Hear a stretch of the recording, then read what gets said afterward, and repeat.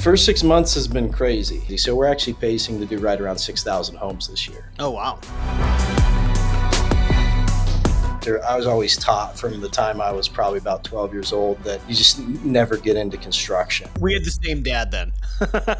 Now this company, it's a beast. I think it was right between like 50 and 55 million revenue. I mean, my ad spend right now is less than $6,000 a month on the service business. May we did like 1.4 million in sales.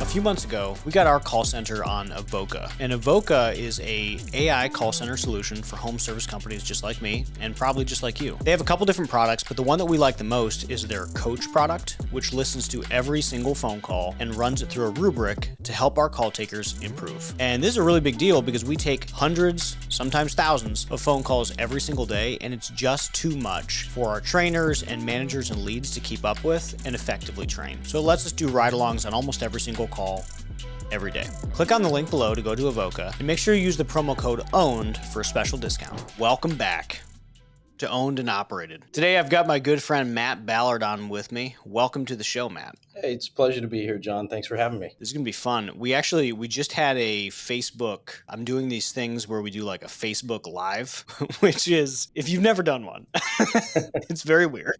Yeah. It's what I would imagine like Twitch streaming would be like, where you're basically just talking into the void. There are people there, but there's no face on the other side. And you came up in it, and this was like an hour ago.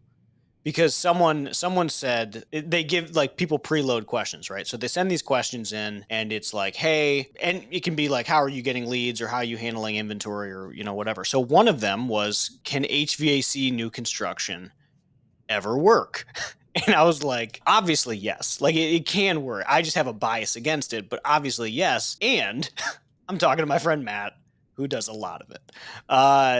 It was just funny timing because this was all of an hour ago. So I'd love it if you just sort of warmed up the audience with what you're doing out in Vegas. Yeah. So in December of last year, a business partner of mine, a guy named David Brown, accountant by trade, but has a lot of operational experience in different construction and service-related businesses. We put together a deal to buy one of the largest residential new construction HVAC contractors in Southern Nevada, a company called Sunrise Mechanical. And so we actually closed that sale on December 29th.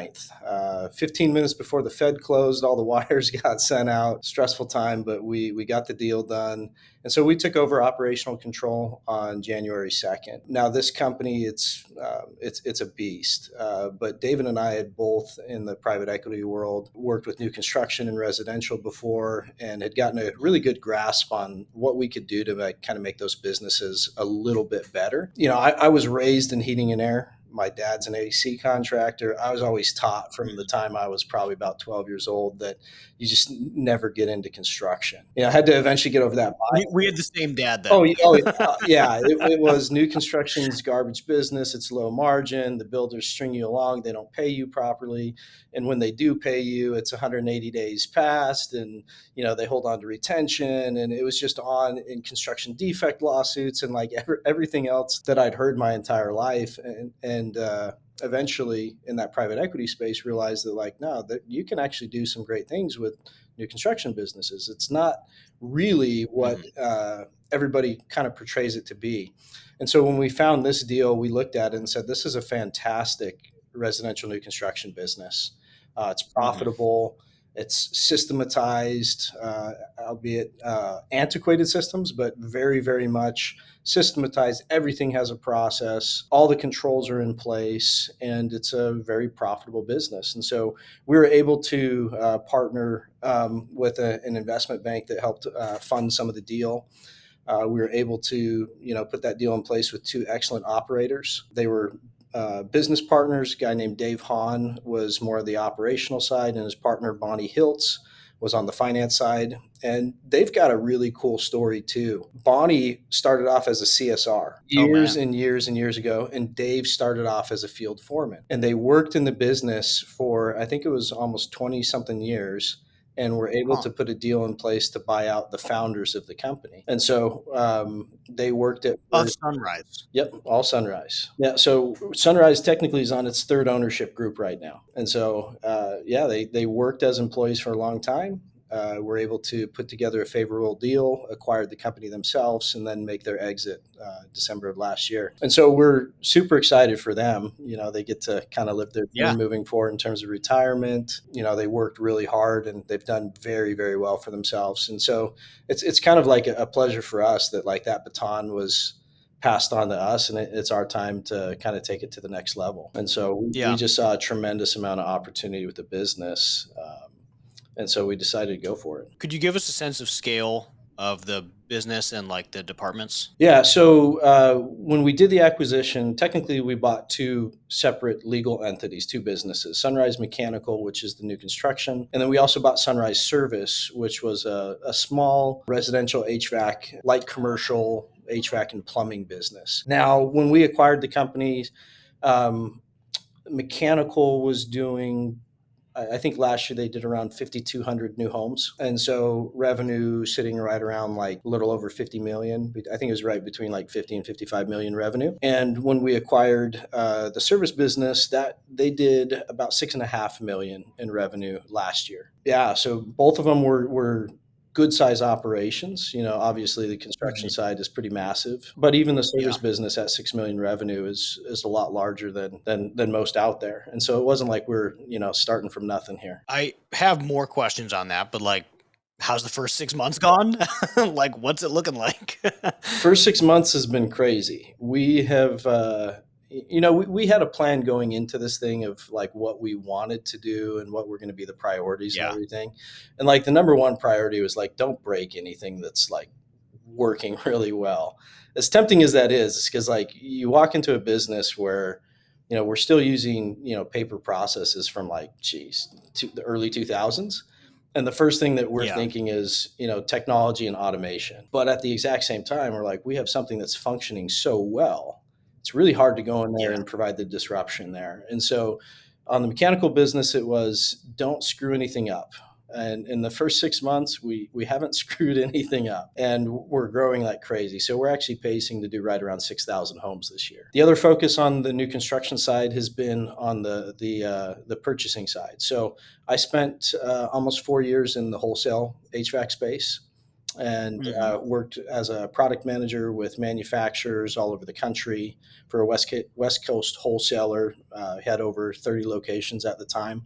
And so I built a lot of relationships with these manufacturers, and I also built a lot of programs for contractors. And in specific, you know, a few of them were larger residential new construction contractors. And so a lot of my focus on the mechanical side when we first coming in was we just need to buy better. And so we were able to go and renegotiate a lot of deals that we had in place with vendors that have Yeah. significantly improved the bottom line. Just, you know, nothing else other than let's just spend less money and keep our pricing exactly the same. A lot of it too has just been working with really great partners and having them see kind of the vision that we're working toward, and letting Hmm. them know the type of growth rate that we're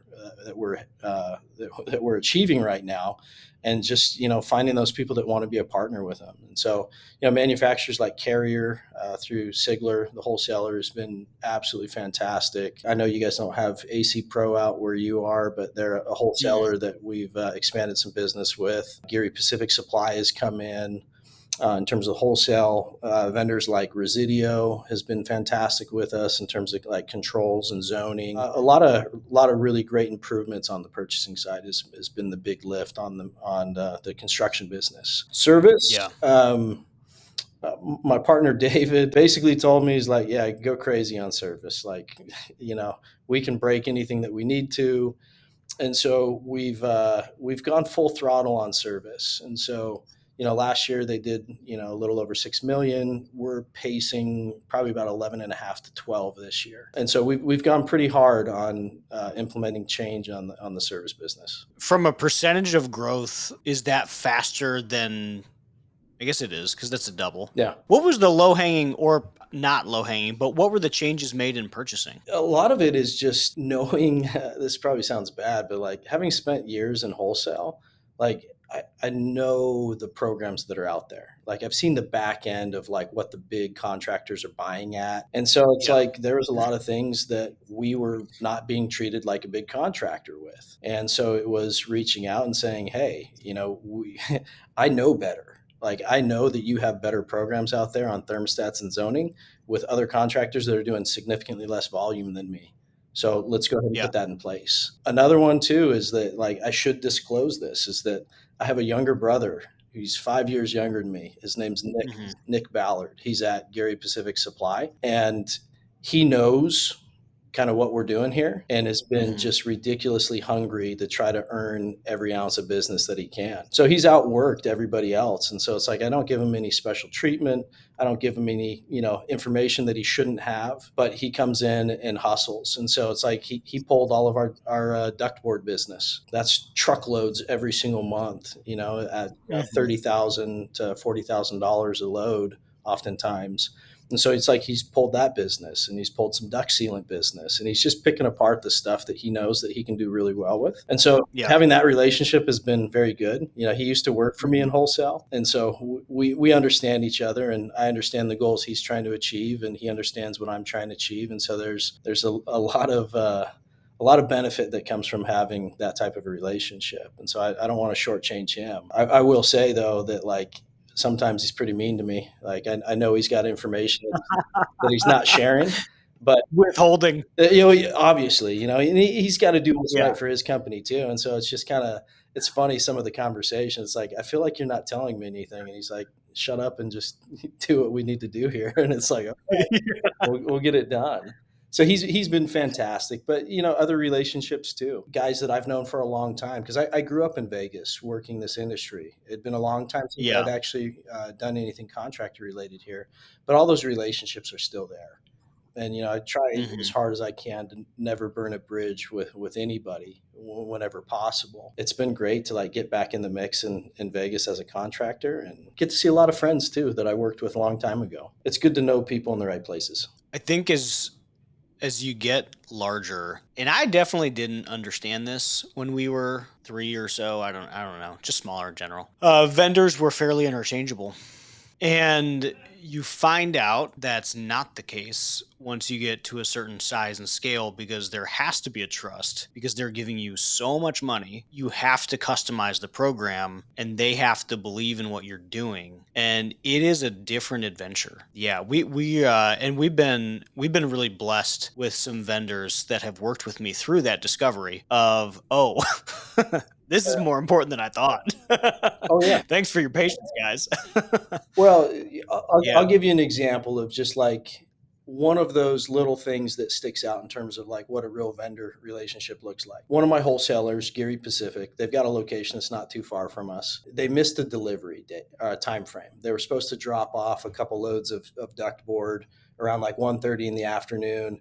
And they messed up and they called and they were like, "Oh, it's like 4 o'clock now." And they're like, "Oh, we didn't make the delivery." And I'm like, "Oh yeah, well, everybody's gone for the day. Like, I don't have anybody to receive this at this point."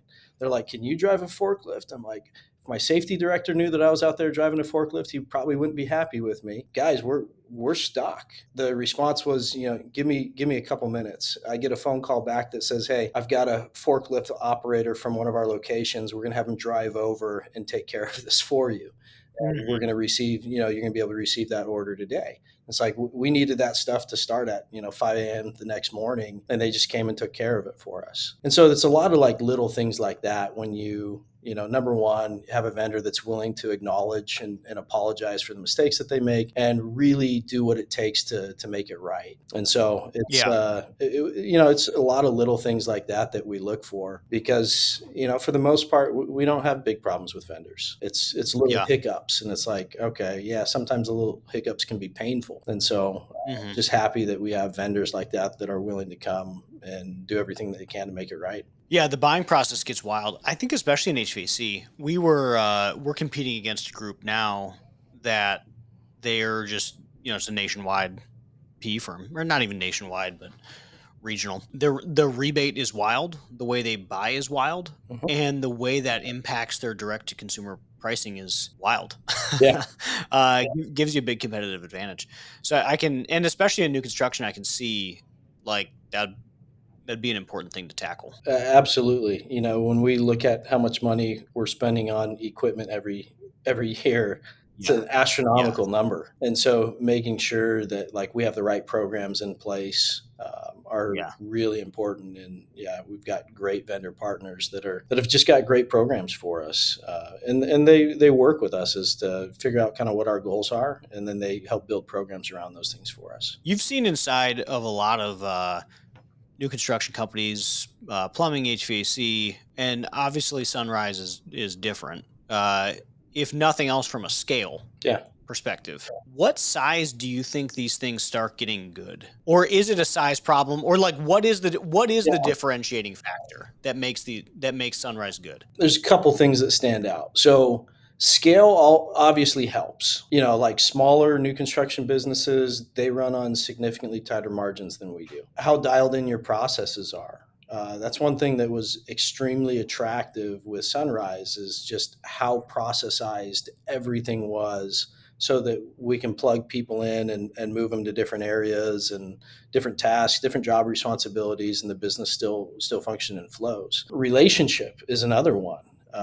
Having a good relationship with the builders. We're working with some nationwide builders like Lennar and DR Horton, KB, and TriPoint, and all of these pretty large builders. And so, having a good relationship and having a reputation is very valuable in this space because ultimately you look at the position that they're in is they're trying to deliver a finished product to a customer as fast as they possibly can and still maintain the highest level of standard that they can in terms of what that product looks like. There's other guys that we compete with that are significantly smaller than us, that are significantly cheaper than us, yet we still hold a huge chunk of that market share. And a lot of that is related to the scale of the business, being able to handle the production, and two, having the reputation that like the product that we're going to produce is the type of product that they're comfortable passing on to a consumer. Construction businesses on a smaller scale are a little bit harder. You don't have as much buying power,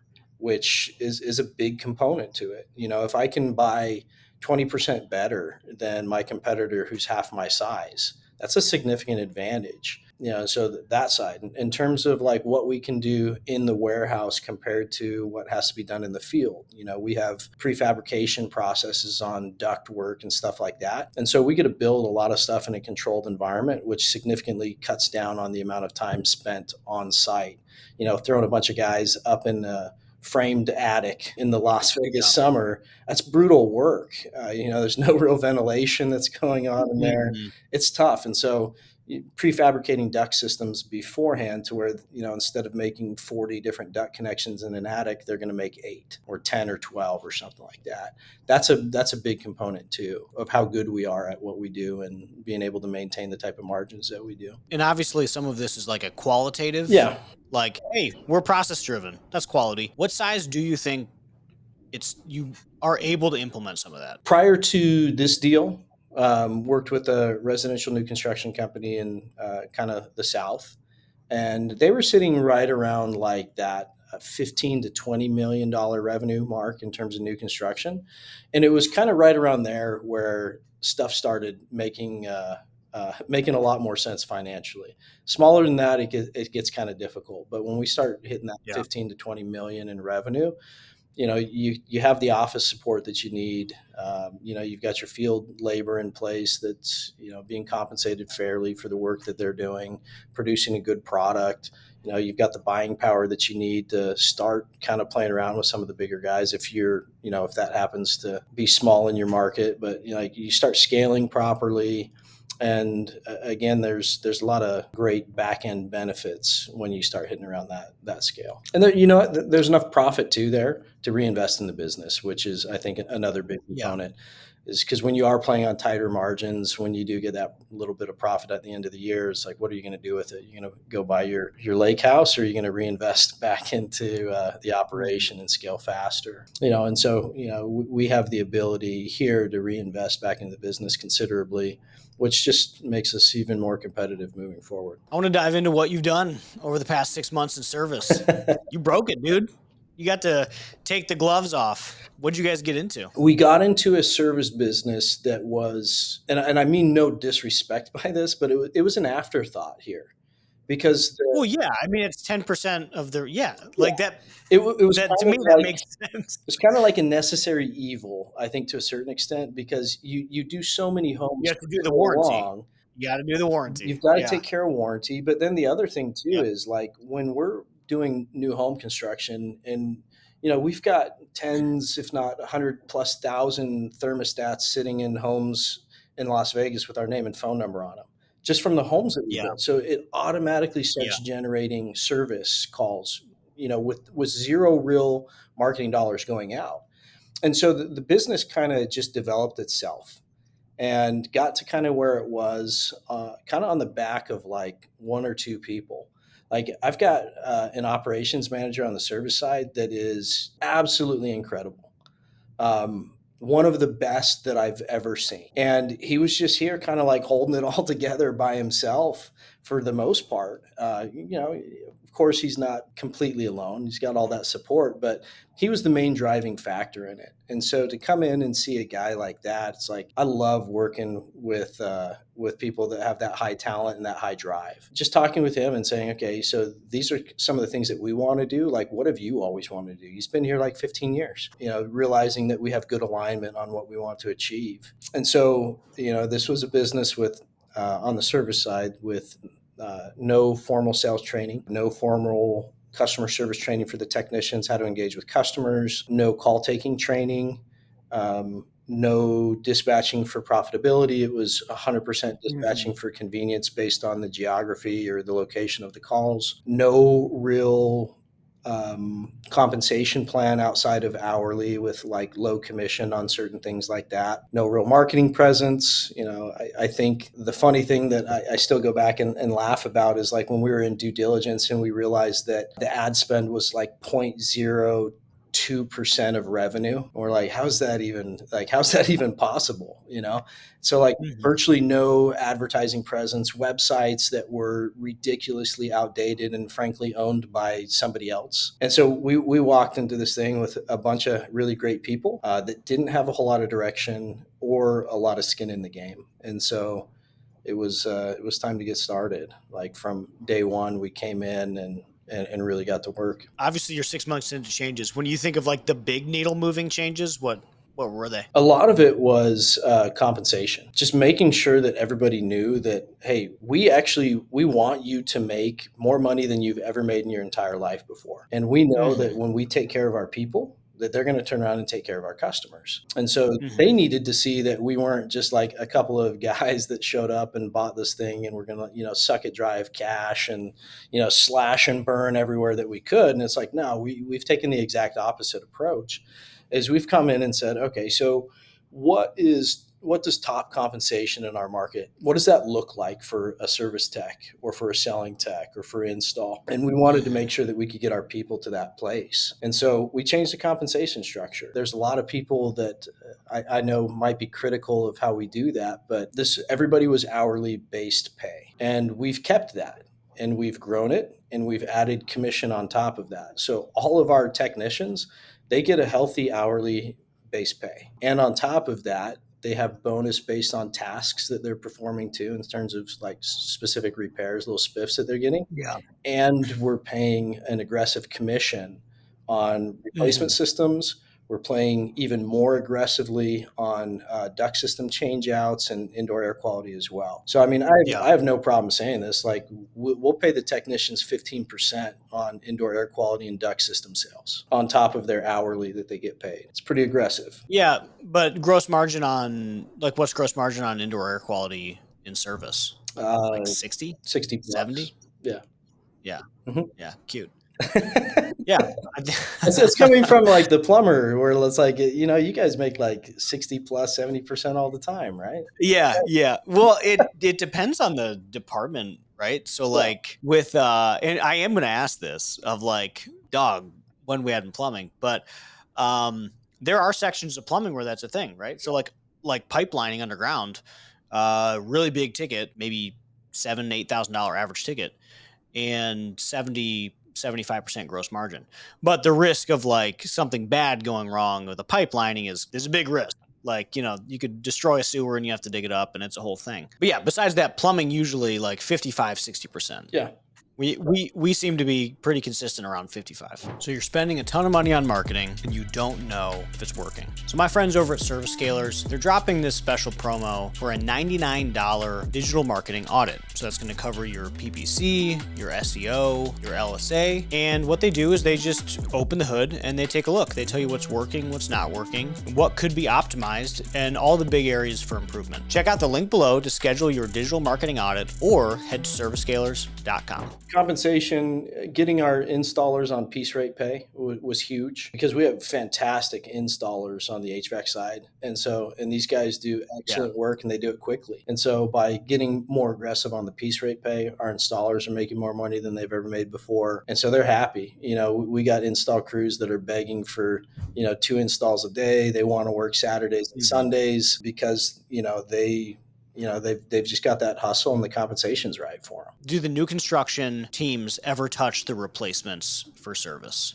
In terms of like on a normal basis, no. Our new construction guys, they're so busy with new construction that even if I wanted to, like I couldn't even pull anybody from there because they're that busy. We have been successful, like, because we do a fair amount of like custom home projects as well. And so we've got a couple different crews that do nothing but custom projects. And, those ones kind of wax and wane a little bit more than like the production type housing. And so there's been crunches like in May this year. We were so busy. Like we were out 2.5 weeks on installs, doing 3 to 4 installs a day. And so we had to actually pull some of our custom guys that weren't working consistently. And so I was able to pull like 4 or 5 of them from there and just knock jobs out as fast as we could to try to get caught back up until we could hire properly in order to take care of all the install demand that we had on the service business.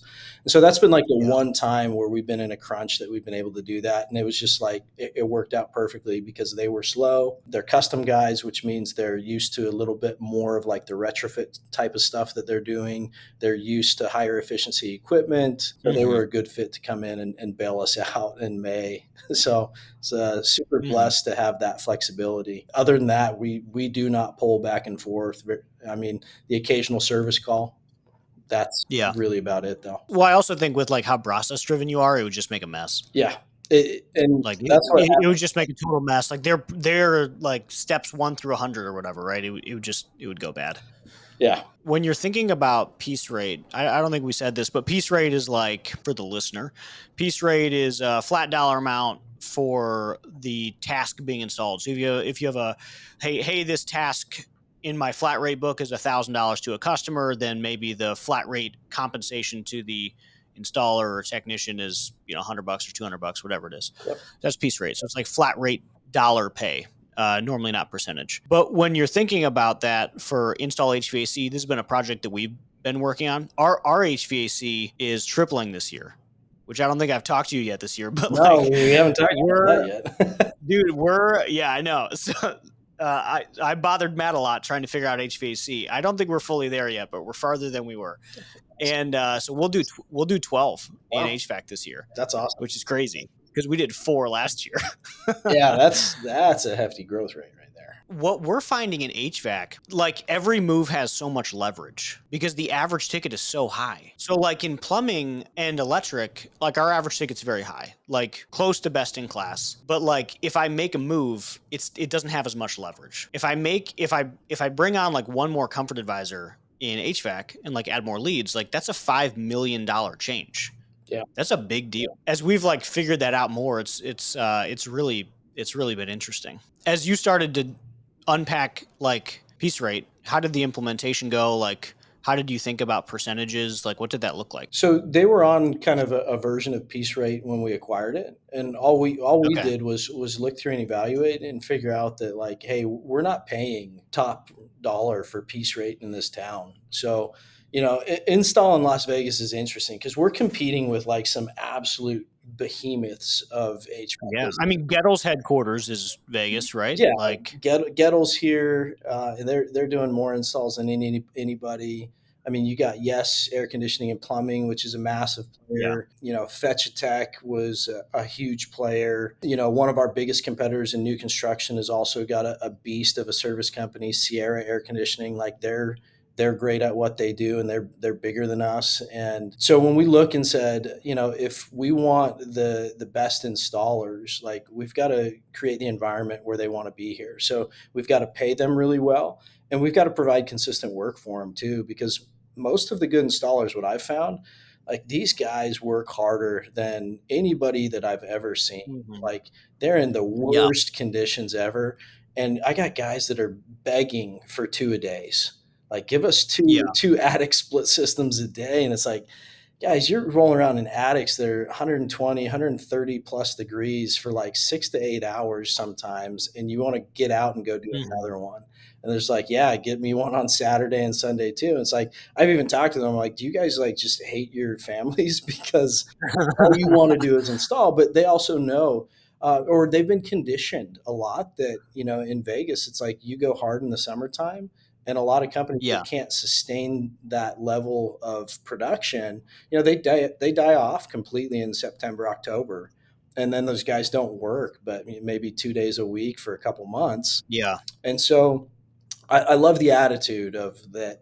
They're just pushing, pushing, pushing. My only concern is that if we continue on this rate, like we're going to burn them out Mhm. because we're just going to be we're going to be busy through the shoulder season as well. What percentage of install gets paid out? And like what goes to lead versus apprentice? How are you guys thinking about that? So we don't do it based on a percentage. We do it based on like the job type. So like a split, say like a split gas electric system. So condenser coil furnace, horizontal in an attic. Whether we sell a 15, a 17, 18 seater, Mhm. like any of that stuff, that all pays the same because it's the exact same work. There's nothing Yeah. extra that it takes in terms of install. But when you get like some of those really high efficiencies, the inverters with different controls and stuff like that, then obviously that takes a little bit more. And so the incentive's a little bit higher. Yeah. The split most of the time is like a 60-40 split between lead and helper. Some of those are different though. It's like we have one install crew right now where we've got two lead guys. They want to work together. They don't want a helper, and they go 50-50 on it, and they do better work faster than anybody else. And so they want multiple installs a day. They want the Saturdays, the Sunday installs. They want everything. And so like those guys have just been a massive blessing for us because they just want to go work and get stuff done. And Mhm. they don't seem to get tired, which is Yeah. it's Yeah. impressive. What percentage of installs get finished in an 8-hour time? We're probably sitting at 80+% of our installs are done within that time window. Very rarely do we have something that goes outside of like that normal time allowance that we see. And if we do, Yeah. we've usually added more to the job in terms of additional dollars because we know that it's either gonna we've got a real tight attic, or we've got Mhm. other obstacles that we're gonna have to overcome. And so our guys are pretty good on that side of things to make sure that on those really difficult jobs that we've got enough revenue in there. And oftentimes we'll turn around and look at those things and pay those guys just a little bit more than their normal split too. Do you think you're gonna add in plumbing, electric? Do you think So there's a future for this year? So we have plumbing. It's a small plumbing department. I think they did about 1 million in revenue last year. I think they were sitting at about like four guys, four plumbers. And so plumbing, we still don't know exactly like why Sunrise started doing plumbing. Kind of the joke is like one of the owners needed some plumbing work done in his house, and so he's like, "Hey, Yeah. I better start That's about plumbing." right. Um, That sounds right. no, but the reality is that there was enough consistent demand for plumbing with just like the service side of the business, customers just Yeah. asking, "Hey, do you do plumbing too?" That they're like, "Yeah, let's just go ahead and open up a plumbing department." So we do have plumbing. If our plumbers are listening to this, that like they've heard this a million times, is like, guys, we love you.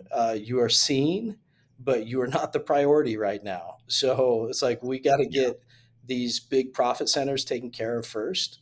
And Yeah. plumbing's doing well enough by itself. We have a plumbing manager, a guy named Casey, that does a great job. And it's just like Hmm. he just keeps going day over, day in, day out, making sure that the work gets done. But as soon as we kind of finish up with a lot of the change that we've been focusing on the HVAC side, then plumbing's going to get the attention that it needs. We Hmm. know that, when we do it right, that plumbing's going to take off something fierce just with the amount of customers that we have, Yeah. because of the new construction side in particular. We've got tens of thousands of active customers that a lot of them have no idea that we even do plumbing. And so as soon as they find Hmm. out that we do plumbing, and we can start doing some direct marketing to that's plumbing related, like we fully expect that plumbing is going to take off just like HVAC and service. What do you think growth looks like? Like when you're looking out 5 years, where do you see the levers? I just have no concept of the levers on a new construction company. For me, it's more marketing, more text, right? Yeah, I mean, so new construction is really interesting because it's market driven. As much as I would like to go out and say I'm going to grow new construction by 30% this year, I can't force these builders to go buy land and build homes. We look at it as our growth is going to be whatever the market is growing at, and we'll probably hold a really tight percentage on that. But at the exact same time, we just want to be able to like claw away little bits of business from some of the builders that we may not do any work with, or claw some percentage back that we do where they're splitting it between us or two or three other HVAC businesses. And so part of that is just going in with the builders and expanding those relationships and letting them know that, hey, we have the capabilities of taking on X amount of more projects that you guys are going to throw at us. You guys know the work that we do. You know that we complete jobs on time like you need us to. We're Mhm. not the ones that are like slamming you with change orders constantly. And so they recognize that. And so we've been able to grow with a few of our builders, just taking a little bit of business from some of our competitors in the space. And so that's kind of how we look at the growth on the new construction side, with the exception of customs. Like custom homes is a huge market in Las Vegas. And we turn away so much custom home work as it is right now that, we've been talking about, okay, so, that is actually something that we can go in and control a little bit more and grow that Mhm. business. It's obviously higher margin as well too. You just got to make sure that you're working with the right custom home builders. You can perform whatever they want you to on the schedule that they need you to. Make sure that you've got Mhm. good back end office support, that you don't fall prey to lazy accounting and collecting on those jobs and billing properly. Mhm. It's like when we do that, like custom projects are fantastic for us. We don't see the same problems that, my dad would talk about or that other people in the Mhm. space that would talk about in terms of like having builders trying to screw you on the retention. It's like it's a non-factor for us. So in 5 years, like what do you like? How do you envision Sunrise looking? So the easiest way to look at Sunrise in 5 years is very much service growth. Like you said, new construction Mhm. is going to grow with the market. We know that we can continue to grab market share. We know that Vegas is not going to stop building homes for the foreseeable future. It's kind of crazy, Yeah. like when we talk with builders where they're talking about building. It's like, well, nobody would want to live there. And it's like, well, it's a 45-minute commute. And they're like, well, people in Southern California commute an hour and a half, and so this is nothing for them, you know. Mhm. So yeah, so that's how we look at the growth on the mechanical side. The service side, though, for us is just incredible. I mean, realistically, we could be doing 30 million in HVAC within the next 4 years. Based off the rate that Mhm. we're going at right now, the market is, I mean, it's there. We can come take it. Yeah. It's going to keep growing. So it's just being super deliberate with what we're budgeting for and holding tight to that and making sure that we're hitting all our metrics month over month, making the course corrections as needed. But yeah, we're pacing to be doing north of 30 million within the next 4 years. When do you think you cross 100? Realistically, we could cross 100 within probably 2.5 to 3 years potentially, with both Yeah. business units combined there. How much of a an effect do you think the custom homes has? It can be huge because it's high ticket items. I mean, custom Yeah. homes, like these are expensive projects that we're doing. We're not doing like, 2,000 square foot custom homes. We're doing 30,000 square foot custom homes. And Hmm. those are expensive projects. And so we know that we can grow through that space on the construction side considerably. The biggest problem that we have there right now is just finding the right job foreman and the right install crews for them. And Yeah. that's been probably the hardest positions to hire for is guys that can come in and do the custom work. That seems much more complicated than like the machine It is. of yeah, because it's like, yeah, you have to be a lot more deliberate. Whereas like in a machine process, you can send out 87 screws because that's how many screws that job's gonna take. Yeah, Yeah. we're not quite there in terms of like level of granularity, Yeah, but but we know. Yeah. it is a totally different game on custom. Honestly, like our biggest growth potentials in service.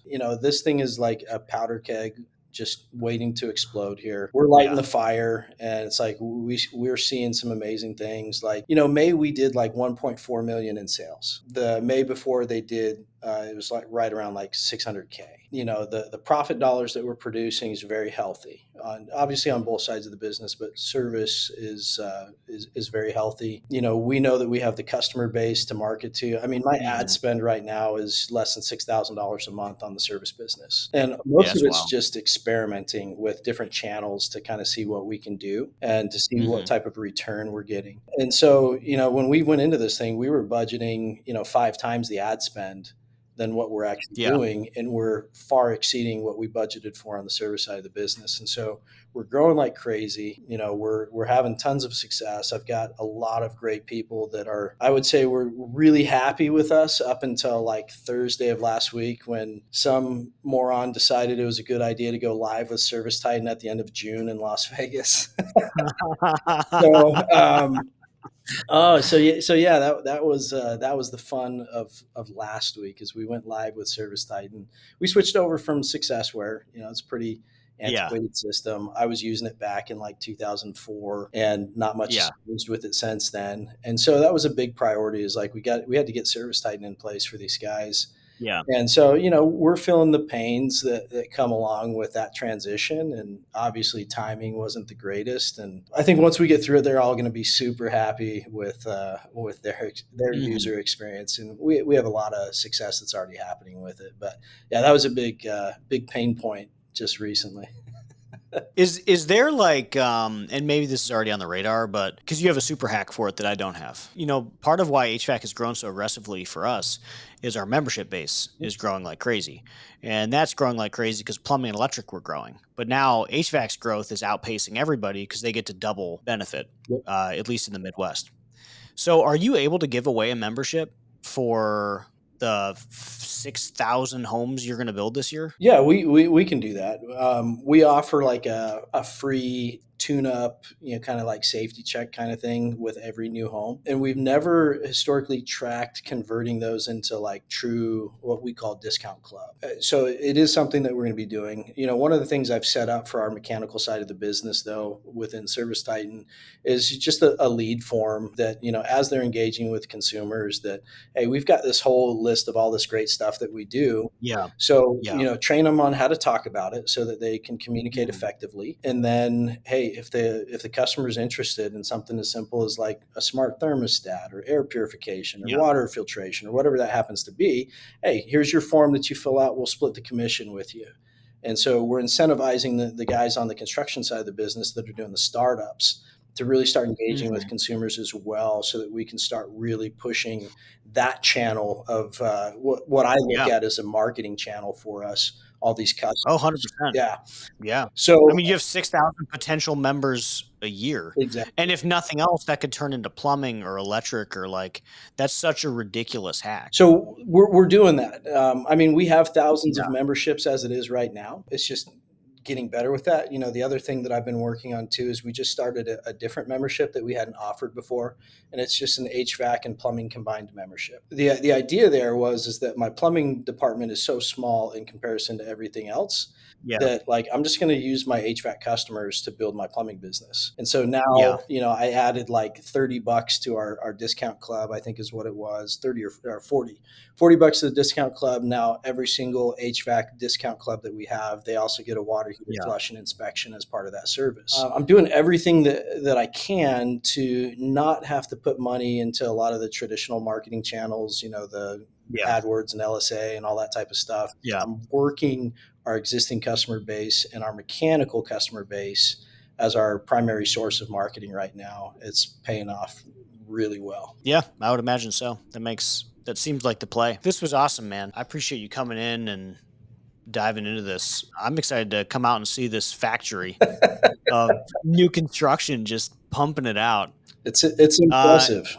It really is. I've never seen an operation that large. We have somebody in a new peer group I just joined, and they have, I think that their parent company is like 600 million. And I was like, what the heck?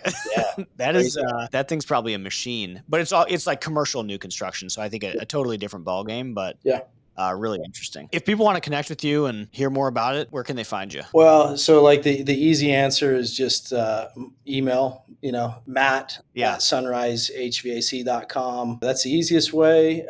If I was really cool like John, though, I'd say find me on X, where I'm got like a whopping 200 followers or something like that too. But I think I'm one of those 200. I think I know. So yeah, on X, I don't even know what my handle is or anything like that. But like Yeah, we'll link it. I say, I Yeah. enjoy watching a lot of the fun stuff, the conversations Yeah. in there. I get a lot of DMs. I rarely Yeah. post much, but yeah, X is also a great place to connect there as well. Well, thanks for coming on today. This was awesome. Hey, appreciate you, John. Thank you.